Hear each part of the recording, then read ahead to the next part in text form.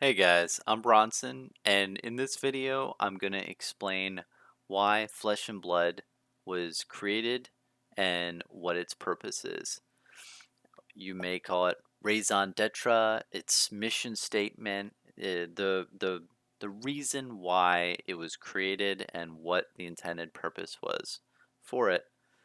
Well, it might come to no surprise to you that I think it's a duality. It's between two main concepts, which is community and collectibility. And I know what you're gonna say. You're gonna be like, "Yo, this Bronson guy." Like if you've watched all of my other videos, you're gonna think, "Man, this guy has like some knack about duality. He just loves that word." But guys, like, look on the screen. This is the first posts of James White, the creator of Flesh and Blood. Look, there are two posts, and it says, "Why aren't we making digital game? Collectibility. Why aren't we making a digital game? Community." My question for you is, why are the two posts, James? And I know why, man. It's because you know about duality, and that's what you're trying to show in this. Like, would it be so possible for James to make one post and it says, "Why aren't we making a digital game? Community and collectability," or "Why are we making Flesh and Blood TCG? Because of this." So I feel like, oh man, it's shrouded in mystery. See, he started out by saying, "Why aren't we making a digital game?" Basically, that's disguising the true intention of telling the reader, "This is why I'm making this game." And not only is he doing that, but he posted twice, so the average viewer might be like, "Huh, man, he must have really screwed up, and he wanted to revise his posting, but just copied and pasted it." Nah, I see right through that. This is duality. This is two different meanings that combine, and it forms the real reason why this card game exists and what its purpose is. So now that I've kind of explained the overview of my theory, I'm going to go into each post and give you a read of what it is. So let's go into the community first. Okay, so it reads, "We grew up in local game stores. We like local game stores. We want local game stores to be around for our kids and their kids." Yeah, I do too, dude. Uh, Reading on, why do we care? We care because being part of a community is important. It's where we find local friendships and build local networks, local people we can do local things with. Yeah, no, local game stores are amazing for that. And it's so cool, like seeing people, in person. Next part. Some publishers claim that their digital offerings are a benefit to the TCG industry as a whole. And maybe they once were. Ooh. Shots fired, dude. He's like, yeah, nah.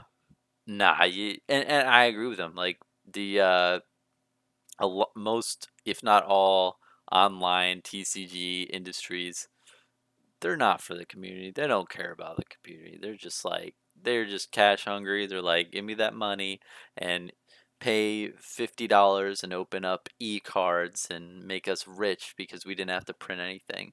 So yeah, good job, James. You seeing past the BS. Reading on.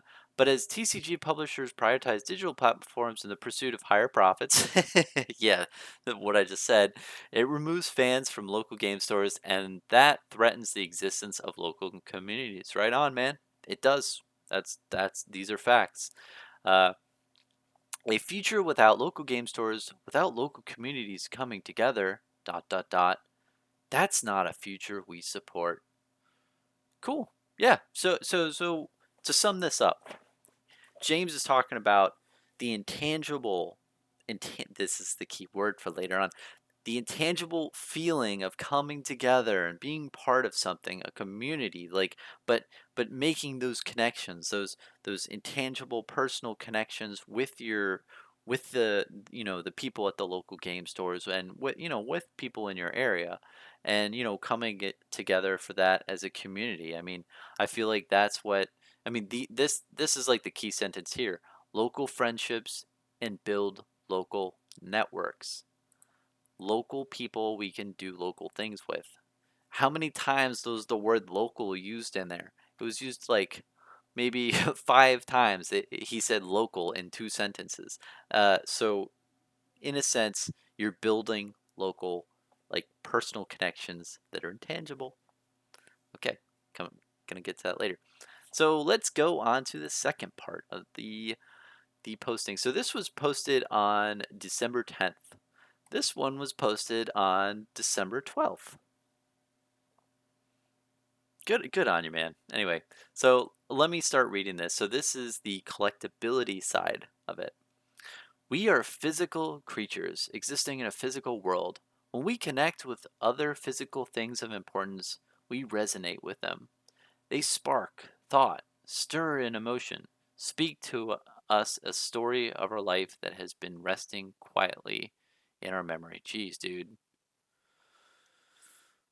I don't know what to say. That was articulated brilliantly. And something to note here, too. Have you noticed something with his, like, James's, what is it, wordsmithing? It's gotten a lot better. So I feel like the other part was very raw, where this is more eloquently drafted. There's a lot of thought and trying to sound, articulate. Whereas the other post it said local, local, local, local. Like it was just supposed to be like, hey man, like a nice friendly voice. Where this is supposed to be like a philosophical understanding, breakthrough kind of, voice that I'm hearing. Okay, let me move on and go to the next little paragraph. The imperfections of physical things are a feature, not a flaw, in more ways than one. Scuffs, scrapes, and scars add character, a badge of honor for taking hits along life's merry way. For a collector, owning a prized item is one thing, but obtaining a mint condition version in a world of imperfections is a worthy pursuit. Very interesting. So it's basically saying the physical thing, right? The physical objects of the cards are, were, are like what people want to pursue and having scrapes along the way. It's all about having something physical and something happens to it, or the lack of something happen to it, which is mint condition. Reading on. Physical TCGs are objects of human craftsmanship, which naturally come with all the beautiful imperfections of being a physical thing. More physical. Look at that. Another word. Next.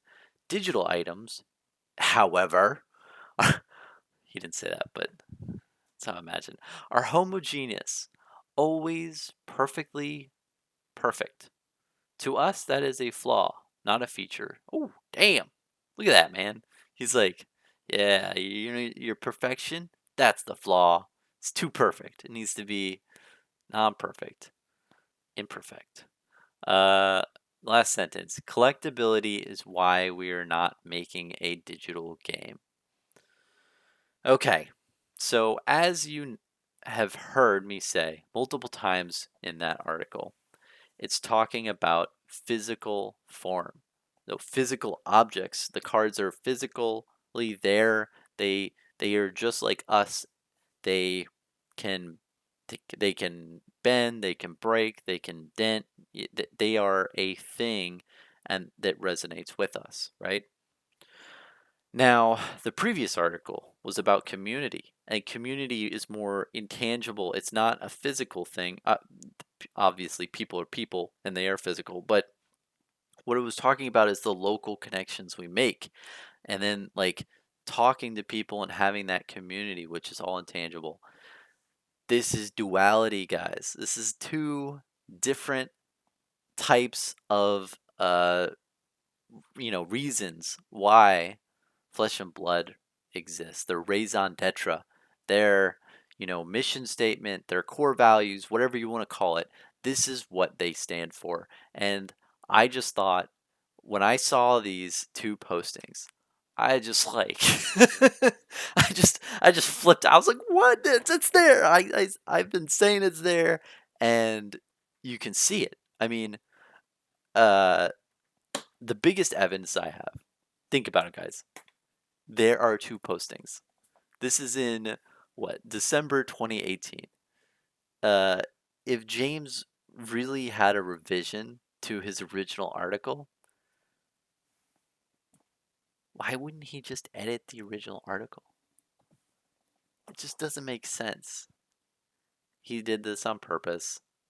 Uh, this can be seen in so many more aspects of Flesh and Blood, and I feel like I don't know. I feel like as I go on, I'm gonna talk about duality in like 8 videos, and you guys are gonna get like, oh, okay, we get it, Bronson. Yeah, duality. Yep, exists. Okay, but it's just really cool, man. It's cool how he is peppering stuff in and making you like realize it.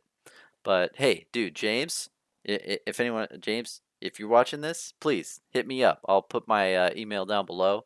Let me know if I'm right. If you're like, dude, like I was just, I had one too many on September 12th, and I was just writing, even though I wrote before. That's fine too. But there's something to this. Thanks for watching, guys.